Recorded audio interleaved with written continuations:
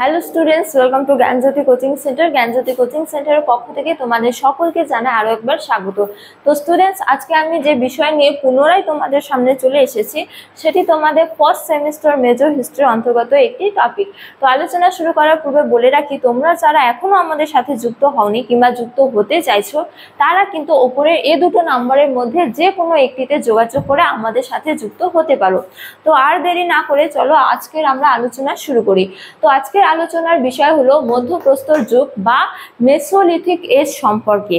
তো এক্ষেত্রে প্রথমে বলে রাখি যে প্রাচীন প্রস্তর যুগের পরবর্তী এবং নব্য প্রস্তর যুগের পূর্ববর্তী সময়কাল হলো মধ্যপ্রস্তর যুগ বা মেসোলিথিক এজ। তো এই যুগের সময়সীমা হিসেবে বলা যায় যে মূলত আনুমানিক খ্রিস্টপূর্ব 4000 অব্দ থেকে খ্রিস্টপূর্ব 2000 অব্দ পর্যন্ত ভারতবর্ষে মধ্যপ্রস্তর যুগ স্থায়ী ছিল বলে অনুমান করা হয়। তো এবার আমরা আলোচনা করব এই যুগের হাতিয়ার সমূহ নিয়ে। তো বলা যায় যে প্রাচীন প্রস্তর যুগের মতো মধ্যপ্রস্তর যুগেও মানুষেরা পাথরে তৈরি হাতিয়ারগুলি ব্যবহার করত, কিন্তু এই হাতিয়ারগুলি ছিল পূর্বের যুগের তুলনায় বা প্রাচীন প্রস্তর যুগের তুলনায় আরও আকারে অনেক ছোট এবং হালকা প্রকৃতির। তো এই যুগে মানুষেরা পাথর দিয়ে কিভাবে হাতিয়ার তৈরি করত? মূলত বলা যায় যে এই যুগে মানুষেরা পাথরের ওপর চাপ পদ্ধতিতে পাথর থেকে ফলা তৈরি করত এবং সেই ফলাগুলিকে আবার অর্ধচন্দ্রাকৃতি বা ত্রিভুজাকৃতি বা ট্রপিস আকারের অস্ত্র নির্মাণ করত এবং সেই অস্ত্রগুলিকে কাঠের কোনো এক সরু লাঠিতে কিংবা বাঁশের সঙ্গে যুক্ত করে সেগুলিকে ব্যবহার করত। তো এই যুগের অস্ত্রগুলি ছিল আকারে 1 সেমি থেকে 3 সেমি, অর্থাৎ এই যুগের অস্ত্রগুলি এতটাই ক্ষুদ্র ছিল যে যার জন্য এই যুগের আরেক নাম হলো মাইক্রোলিথিক এজ বা ক্ষুদ্রাকৃতির যুগ। তো এবার আমরা আলোচনা করব এই যুগের জীবিকা বা অর্থনীতি বা তাদের জীবনযাপন সম্পর্ক নিয়ে।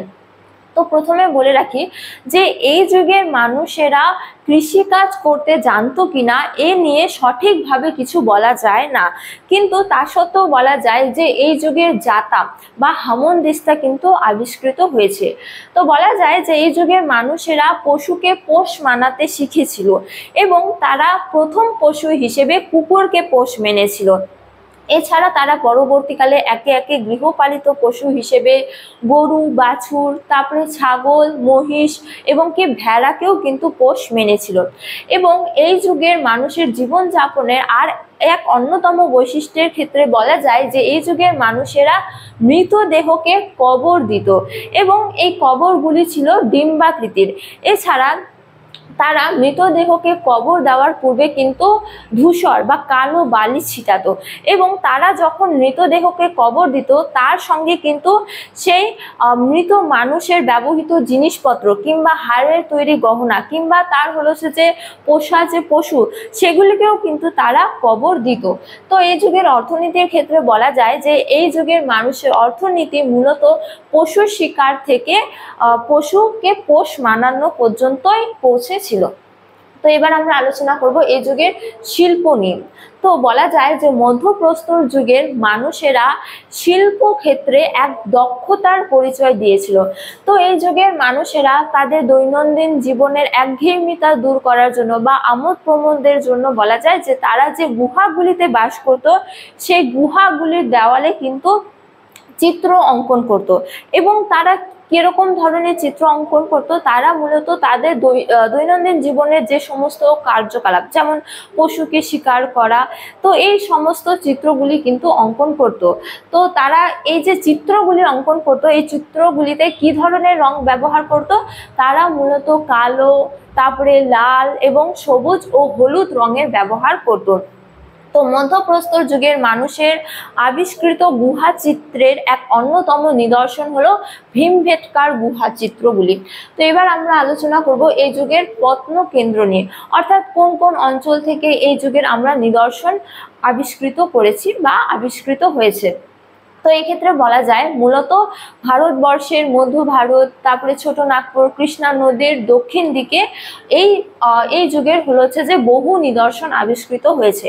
তবে এই যুগে আবিষ্কৃত নিদর্শনগুলির মধ্যে এক অন্যতম বলা যায় যে গুরুত্বপূর্ণ প্রত্নকেন্দ্র হলো গুজরাটের লাঙ্গনাজ অঞ্চল।